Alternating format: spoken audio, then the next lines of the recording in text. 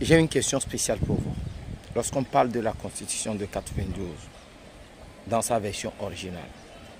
ceux qui sont nés avant 92 ne savent pas de quoi il s'agit. Ils pensent que c'est la version publiée. Or, je voudrais que vous expliquiez aux gens qu'il y a une version sur laquelle il y a eu une compromission. C'est de ça que vous venez d'expliquer dans la vidéo précédente où vous parlez de l'actuel président de la République, de Maître Joseph Kofigo. Expliquez les contextes dans lesquels, ce pourquoi il y a eu cette compromission qui a permis à Gnassingbé et à Adéma de briguer encore un mandat ou de se présenter à une quelconque élection. Dans la foulée, les gens peut-être ne vont pas comprendre. Je voudrais que vous fassiez une précision. Merci. Eh bien, ce qu'il faut savoir sur la Constitution de 1992, celle qui a été promulguée ou celle qui a été adoptée en grande pompe fin 1992 et promulguée par Yadema par la suite, à la vérité, est une constitution de trahison de la mémoire de Tavio. Pour la simple raison que ce n'est pas le texte, la loi constitutionnelle adoptée par le Haut Conseil de la République, qui, comme je l'ai expliqué tout à l'heure, avait été mandaté par la Conférence nationale pour élaborer un nouveau projet de constitution pour le Togo sur les recommandations et les indications données par la Conférence nationale. Le Haut Conseil de la République a investigué, a rassemblé tous les éléments, tous les textes de loi, a auditionné tout ce qui, en matière constitutionnelle, pouvait l'aider à élaborer ce texte, et c'est ce qui fut fait. Et c'est ce document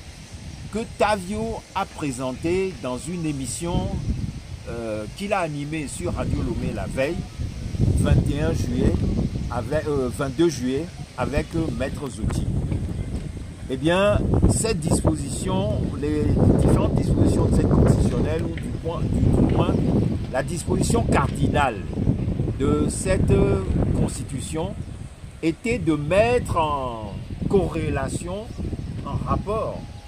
la loi portant statut des forces armées avec le nouveau texte constitutionnel. En quoi cela consistait-il? En interdisant à tous ceux qui détiennent des fonctions d'autorité, qu'ils soient militaires, qu'ils soient agents des services des impôts, qu'ils aient quelque responsabilité que ce soit dans l'administration de l'État, de briguer des fonctions politiques. Pour la simple raison qu'il était destiné à empêcher ceux qui détiennent une parcelle d'autorité d'exercer des abus sur les citoyens. Et donc, c'est ce que Tavio avait expliqué. Et lorsque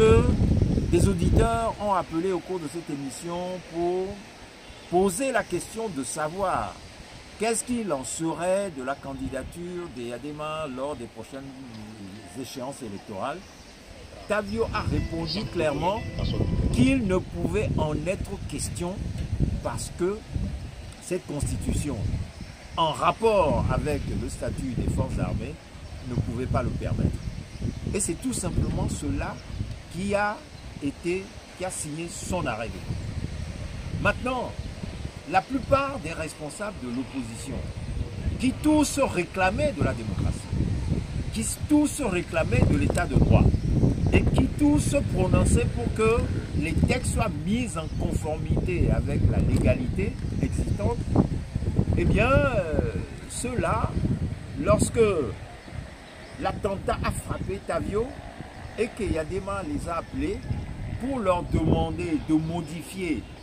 le projet de constitution initial adopté par le Haut Conseil de la République, eh bien, ils ont accepté.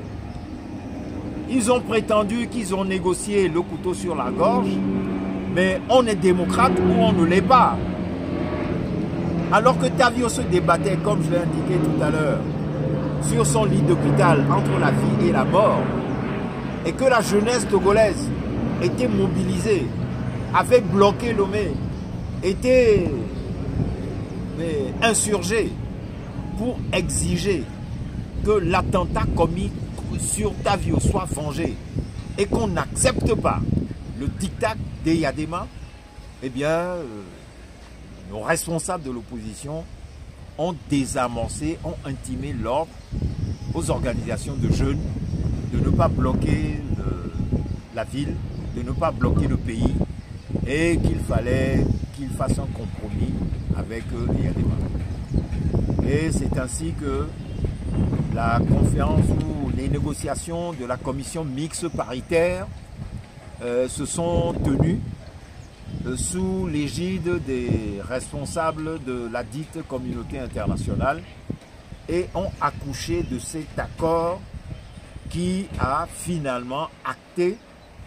la présence d'Eyadema dans le jeu politique togolais avec toutes les graves conséquences que nous savons. Donc, ce que le peuple togolais ne sait pas, c'est que la fameuse constitution de 1992 qui a été adoptée par la suite et à l'appel d'Eyadema et de l'ensemble des partis de l'opposition démocratique n'est pas la constitution originelle que le Haut Conseil de la République avait adoptée, qui est un texte qu'on cache soigneusement à la population aujourd'hui, parce que c'est un texte de trahison. Le texte qui a été adopté est un texte de trahison, est un texte de honte, est un texte qui bafoue la mémoire de Tavio. Et donc, tout cela aujourd'hui, nous devons faire en sorte que justice soit rendue à Tavio pour que tous ces textes soient connus, pour que tout ce qui s'est passé à l'époque soit su et que le peuple togolais, enfin, puisse, dans la nouvelle avancée de son combat démocratique, puisse se doter d'une constitution qui évitera tous les problèmes, qui évitera les dictats de d'où qu'ils viennent, qui mettra en conformité la démocratie avec toutes les dispositions légales existantes et sur la base desquelles l'État togolais va continuer à fonctionner. Le combat que nous menons aujourd'hui pour que Faure et Sozima Gnassingbé dégagent du pouvoir n'a d'autre signification que de permettre au peuple togolais de reprendre ses droits et de faire en sorte qu'il puisse, dans une libre discussion, adopter une constitution pour laquelle personne ne viendra lui faire un chantage de modifier telle ou telle disposition en sortant les chars dans les rues, en assassinant tel ou tel responsable politique, mais que ce soit véritablement une constitution libre,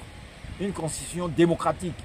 une constitution dans laquelle tout le peuple togolais, tous les citoyens togolais se reconnaîtront et qui scellera définitivement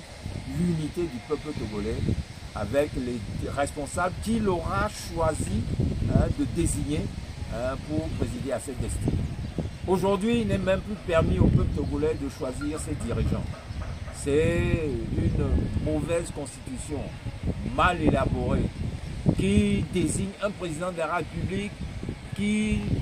ne passe même pas par le verdict du suffrage universel, qu'un président du Conseil nomme ou présente, dont il présente la